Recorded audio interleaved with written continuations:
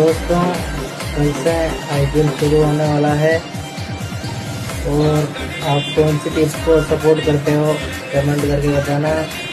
और इस साल की ट्रॉफी कौन सी टीम ले जाने वाली है, आप जिस भी टीम को सपोर्ट करते हो कमेंट करके बताना किस टीम को सपोर्ट करते हो और कौन सी टीम इस बार की ट्रॉफी लेके जा रही है। तो मेरे नज़रिए से तो भाई साहब इस बार राजस्थान रॉयल्स ही ट्रॉफी उठाएगी, पर देखते हैं फाइनल में कौन सी टीम ट्रॉफी ले जाएगी।